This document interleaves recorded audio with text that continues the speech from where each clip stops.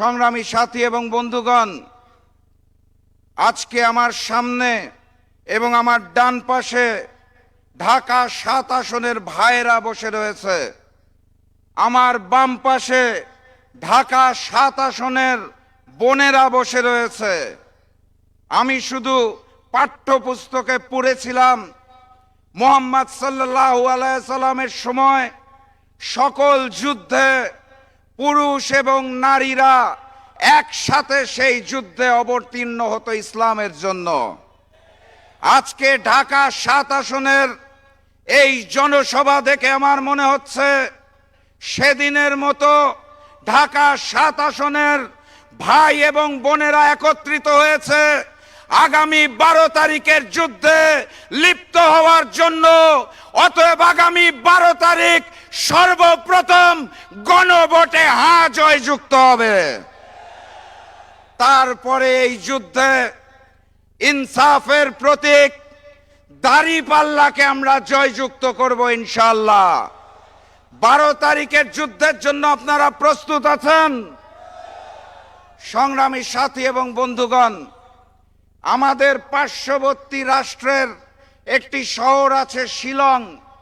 সেখানের রিসর্টে বসে ট্রেনিং নিয়ে বাংলাদেশে নেমে একটি বড় দলের একজন বড় নেতা বলেছেন তার দল নাকি বাংলাদেশে একমাত্র বাংলাদেশপন্থী রাজনৈতিক দল।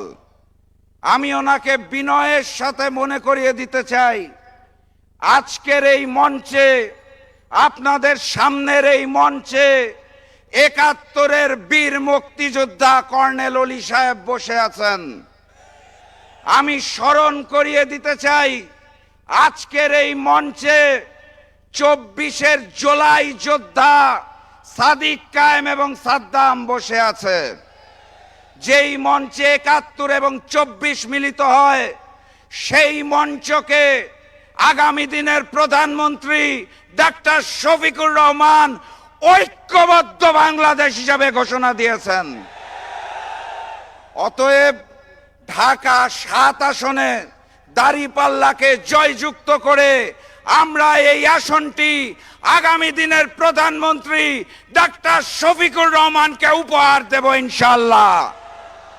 ওই দলকে স্পষ্ট ভাষায় জানিয়ে দিবেন, এটাই ঐক্যবদ্ধ বাংলাদেশ, এটাই বাংলাদেশ, এটাই আগামীর বাংলাদেশ, ইনসাফের বাংলাদেশ ইনশাআল্লাহ।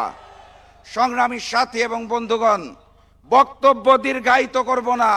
আপনারা যার বক্তব্য শুনতে এসেছেন, আজকের প্রধানমন্ত্রী তিনি ঘোষণা দিয়ে দিয়েছেন আগামীর বাংলাদেশে কোনো চাঁদাবাজি হবে না এবং হতে দেওয়া হবে না, কোনো বৈষম্য হবে না, হতে দেওয়া হবে না, কোনো আধিপত্যবাদের সামনে এই ঐক্যবদ্ধ বাংলাদেশ মাথা নত করবে না ইনশাআল্লাহ। অতএব ১২ তারিখ গণভোটে হাঁকে জয়যুক্ত করতে হবে। আমাদের প্রিয় ভাই এনায়েত ভাইকে দাঁড়িপাল্লায় জয়যুক্ত করতে হবে। আমরা পারবো তো নাকি? তাহলে স্লোগান দিয়ে শেষ করে দেই। যেই স্লোগান শুনে আগের জালেমের বুক কাঁপতো, নতুন জালেমেরও বুক কাঁপে। হবে নাকি স্লোগান? নারায়ে তাকবীর, নারায়ে তাকবীর, নারায়ে তাকবীর। আবারও দেখা হবে, আবারও কথা হবে ইনশাআল্লাহ।